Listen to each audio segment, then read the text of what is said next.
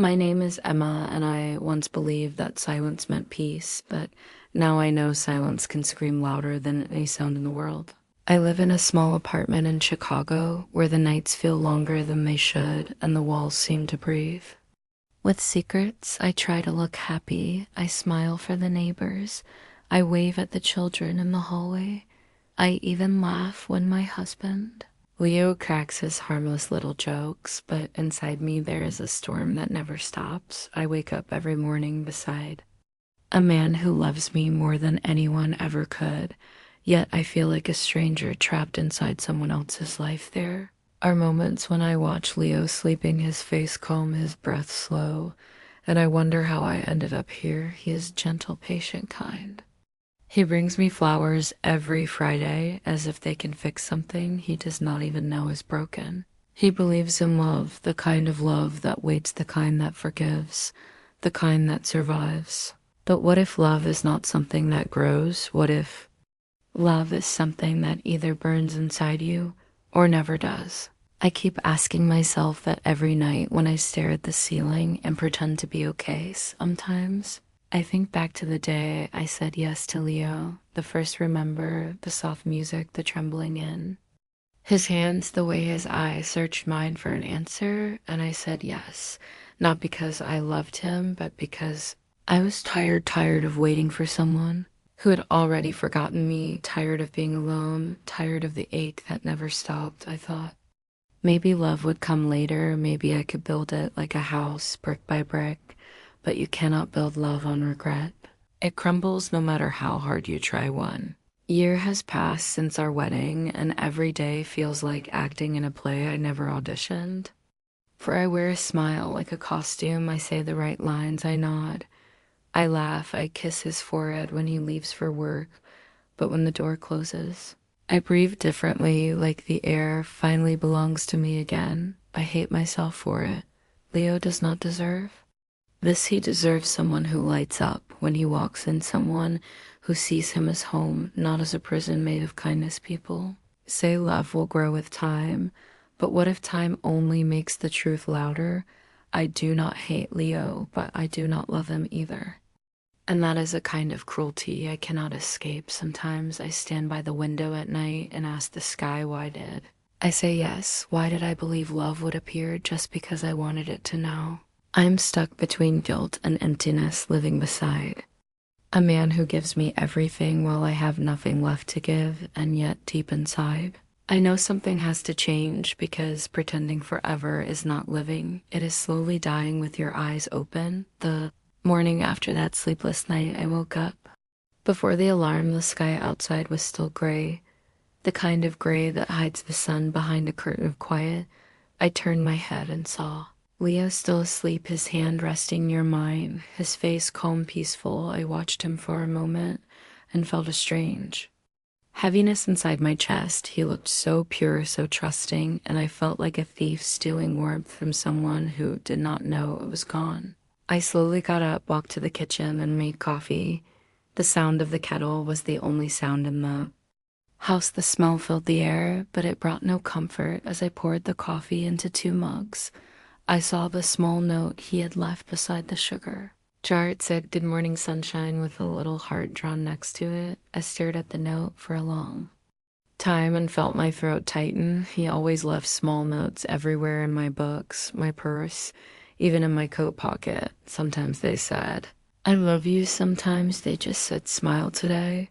His handwriting was gentle, soft, full of hope that I could never return. I folded the note and put it in the drawer where I kept all the others. There were dozens, now a quiet collection of someone else's love. When Leo came into the kitchen, he smiled and kissed my forehead. I forced a smile back. He said, "We should go out this weekend, maybe to the park, maybe to the lake." He said it like a promise, like a plan for happiness. I nodded, pretending to listen, but my mind was already far away at the bookstore, at the quiet shelves waiting for me to hide behind them. I left for work soon after. The street outside was cold, and the wind carried the smell of rain. At the bookstore, everything was the same, the soft music playing, the bell above the door ringing gently whenever someone walked in. I greeted customers.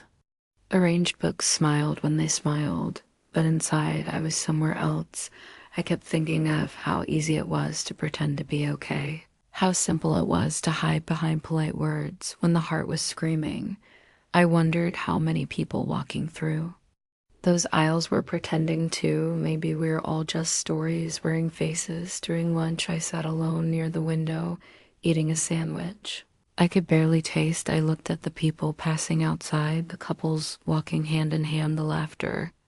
The small moments that looked real, I envied them, not because they were perfect, but because they looked alive. I wanted to feel alive again.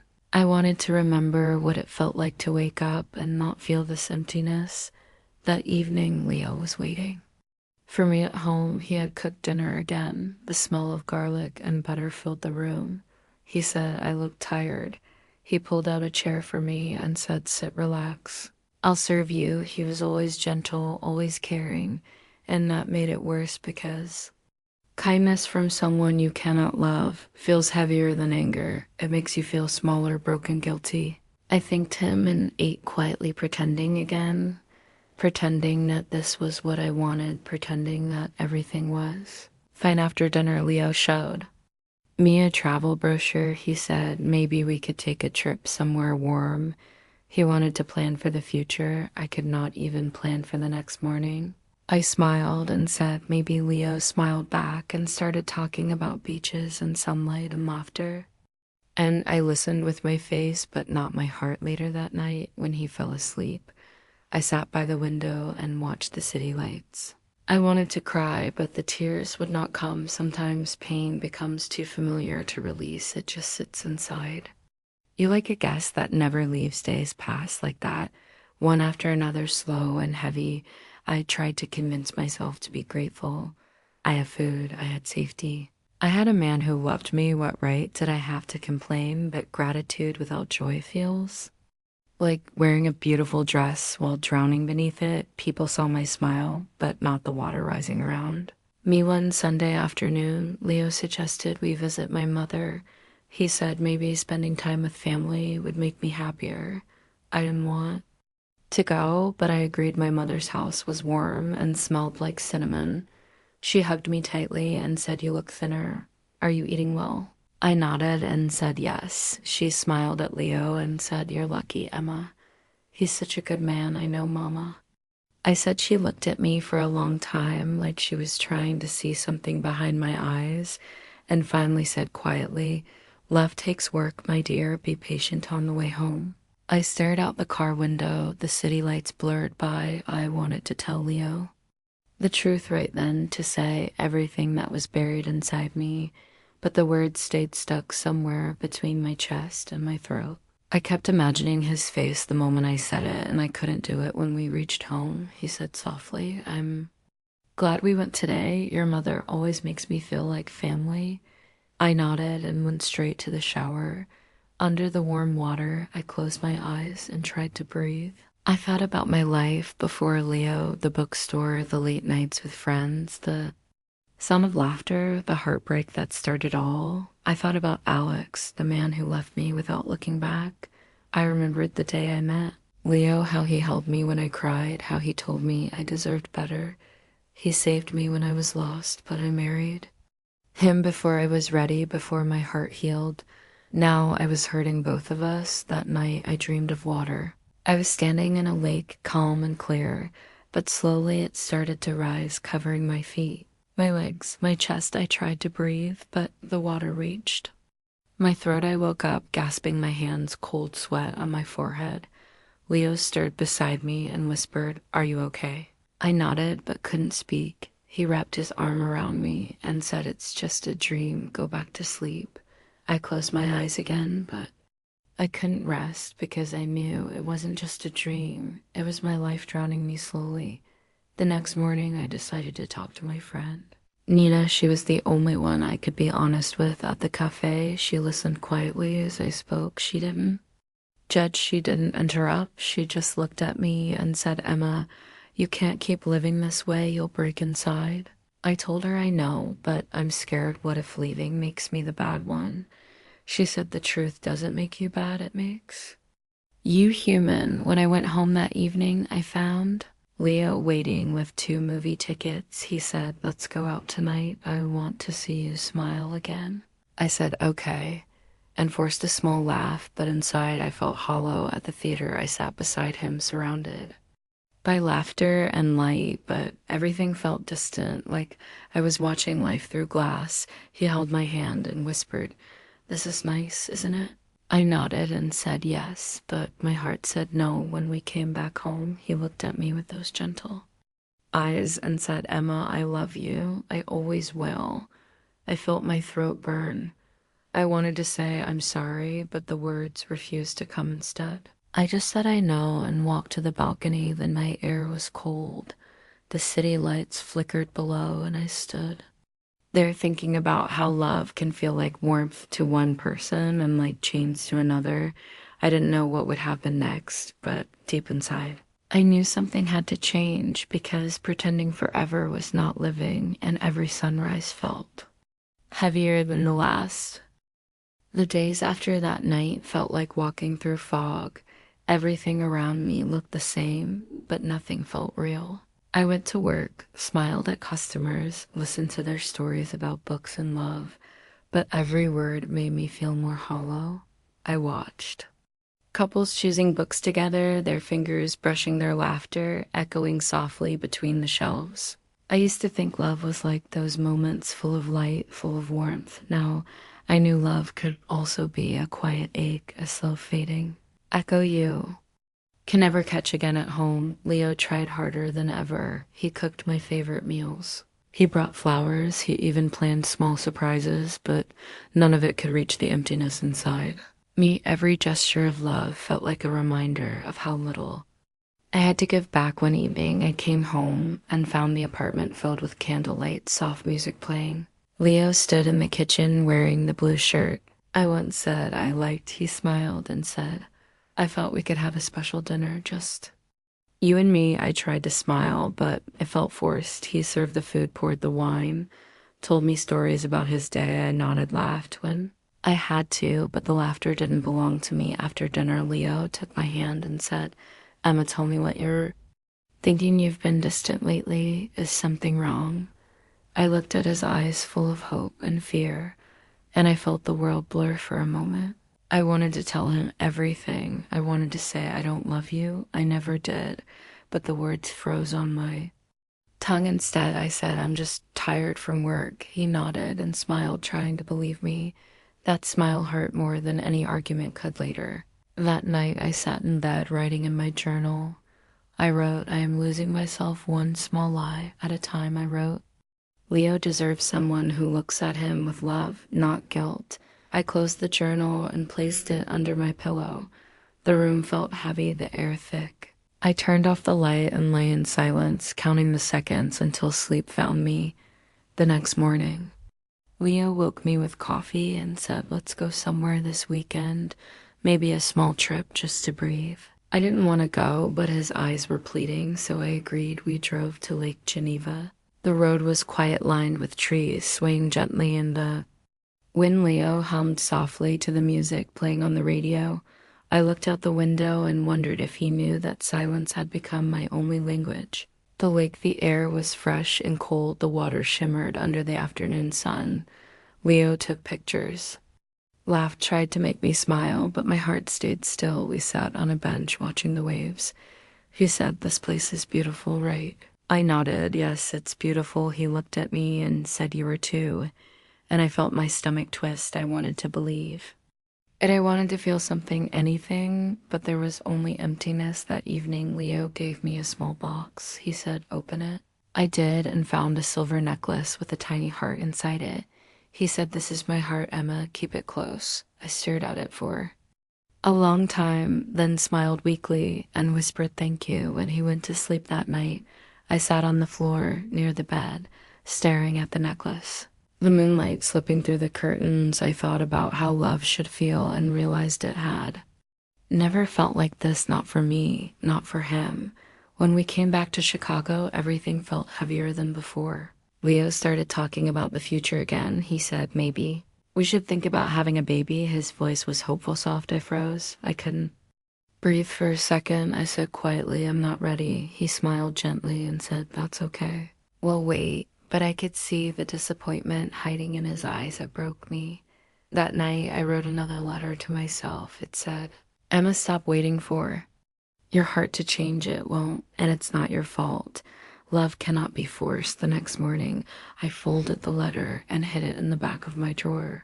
Leo noticed I was quieter than usual. He asked if something had happened. I shook my head. He kissed my cheek and said, I'm here if you need to talk. I smiled and said, I know, but I didn't speak. Weeks passed and the silence grew like a wall between us. Leo still tried. He still believed we could fix things, but I knew we couldn't. I started leaving the house earlier, staying at work longer. I said I had extra tasks, but the truth was, I just couldn't stand the weight of pretending. I spent hours walking by the lake near the bookstore, sometimes watching the ducks, sometimes just listening to the wind, because nature didn't ask questions, nature didn't expect love. Back one rainy afternoon, I came home to find Leo sitting on the couch, holding one of my journals. My heart stopped for a moment. He looked up, his eyes filled with confusion and sadness. He said, Emma, what is this? I couldn't answer. He read the first lines aloud. I feel like I am drowning in this marriage. Leo is a good man, but I cannot love him. I froze. I wanted to disappear. He put the journal down his hanging and said, is this how you really feel? The air between us felt sharp, heavy. I said yes, my voice barely a whisper. I didn't plan for him to find it, but maybe it was meant to happen. He looked at me quietly for a long time, then said softly, I knew. I just hoped I was wrong. Tears filled his eyes. He said, I kept waiting for your heart to open, but I think you gave it away long before. I came along. I couldn't stop the tears now. I said, I'm sorry, Leo. I never wanted to hurt you. He nodded, wiping his face with his hand, and said, I know. We sat in silence, the sound of rain tapping the windows. He said, I don't hate you, Emma, but I can't keep holding on to someone who isn't here. I said, I understand. He stood up, walked to the kitchen, and poured himself a glass of water. I could hear his breath trembling. He said, maybe it's time to stop pretending. Maybe it's time to let each other go. That night I packed a small bag. I didn't leave, but I needed to see it ready to remind myself that freedom was still possible. Leo slept in the other room. I lay awake listening to the rain until dawn. When morning came, he made coffee and left for work without saying much. The silence felt final when I went to work that day. I told Mina everything. She hugged me and said, I'm proud of you for being honest. Even if it hurts, truth always hurts before it heals. That evening I came home and found Leo sitting at the table. He looked calm, tired, but calm. He said, I think we both know what needs to happen. I said, yes. He said, when will you go? I said, soon, maybe tomorrow. He nodded. We didn't fight, we didn't blame. We just sat there breathing the same air that once felt like home and now felt like goodbye. He said, Emma, I want you to know I don't regret loving you, even if it ends like this. You helped me believe in something I said, and you helped me survive something. We smiled weakly at each other, two people who loved differently but meant well. That night, I slept on the couch again. I closed my eyes and whispered to myself, you did it. You told the truth. You broke the silence. The next morning, the sun rose quietly through the blinds, spreading pale light across the floor. I sat at the edge of the couch, staring at my packed bag. Leo was still asleep. I could hear his soft breathing from the bedroom. I thought about how strange it felt that endings can look so peaceful when hearts are breaking. I stood up, walked to the window, and watched the street below. People heading to work, cars moving, children laughing, life going on, while mine was pausing. I whispered to myself, it's time. I showered, dressed simply, and made coffee one last time. The smell filled the kitchen, and for a second, it felt like every other morning, but it wasn't. This one carried the weight of goodbye. Leo walked in, rubbing his eyes. He looked up a bag near the door, and then at me, his face calm, but his eyes tired. He said, so this is it. I nodded yes. He nodded back slowly and said, "Do you have somewhere to stay?" I told him I'd be at Nina's place for a while. He said, "Good, she's a kind friend." I smiled faintly and said, "Yes, she is." We sat at the table in silence, the sound of the clock ticking louder than usual. Leo finally spoke, his voice soft. "I don't know what to say, Emma. I guess I always hoped love could be enough, but maybe love also means knowing when to let go." I felt tears forming again. I said, "Leo, you were the best part of my life, but not the right one. And that's hard to say because I wish it was different." He smiled sadly and said, "Don't wish it away, just take it with you. Maybe one day it will mean something." I nodded, unable to speak. He helped me carry the bag to the door. He said, "Take care of yourself. Emma, promise me you'll write again. You always looked happiest when you wrote." I promised. Then I looked at him. One last time, the man who had loved me without limit, who had asked for nothing but honesty, and now that I was finally giving it to him. It was too late. I whispered, "Thank you, Leo, for everything." He said, "Thank you for trying. That was enough for me." We stood there for a few seconds that felt like forever. Then I turned and walked out. The air outside felt different, lighter and colder. At the same time, I saw Nana's car parked near the curb. She waved and smiled a little, the kind of smile that says, "I understand," without needing words. I got in the car, and as we drove away, I didn't look back. I held my bag tightly on my lap, my heart pounding, but inside me there was also something new, a small quiet relief, like the first breath after being underwater for too long. At Nina's apartment, she showed me the small desk room, a cozy space with white curtains and a soft bed. I sat down and everything hit me at once. The silence, the freedom, the fear. I started crying, not loud, but deep tears that had been waiting for too long. Nina sat beside me, holding my hand. She didn't speak, she just let me cry. When I finally stopped, she said, "Now you can start again, Emma. You told the truth, and that's the hardest thing anyone can do." The next few days passed slowly. I helped Nina with small chores, cooked meals, watched movies, but mostly I walked near the lake. The air was cool and clean. I liked watching the water move. It reminded me that everything changes, nothing stays still forever. Sometimes when I saw couples walking, I felt a pinch of sadness, but it was softer now. It didn't burn like before. It just reminded me of what I once wanted and what I needed to learn. One afternoon, I walked into a small cafe near the bookstore. There was a flyer pinned to the wall advertising a creative writing class at the community center. Something inside me whispered, "Go." So I signed up the next week. I attended the first session. There were only a few people, all strangers, but they felt warm. We sat in a circle talking about stories, about pain and hope, about how words can heal. I felt shy at first, but when I read my first piece out loud, the teacher smiled and said, "Your words feel real. Keep writing." Those words stayed with me. Writing became my therapy. I wrote about love, loss, guilt, and freedom. I wrote letters to Leo, the first never sent. I wrote about the version of myself that got lost in trying to please others. I wrote until the pain started to make sense and slowly turned into peace. One night after class, I sat by the window with my notebook and wrote a line that felt like truth. I didn't lose love. I found myself. That line made me smile for the first time in months. Weeks turned into months. I found a small studio apartment close to the bookstore. It wasn't fancy, but it felt like mine. I painted the walls soft yellow, bought secondhand furniture, and placed flowers on the windowsill. Every morning, I made my own coffee and sat by the window, watching the street below. I felt lonely sometimes, but it was a gentle loneliness, not the heavy kind I once knew. I missed some things about Leo, his kindness, his calmness, but I didn't miss pretending. One day, I found the small box with the necklace Leo gave me. I held it in my hands for a long time, remembering that night by the lake, the look in his eyes, the hope he carried.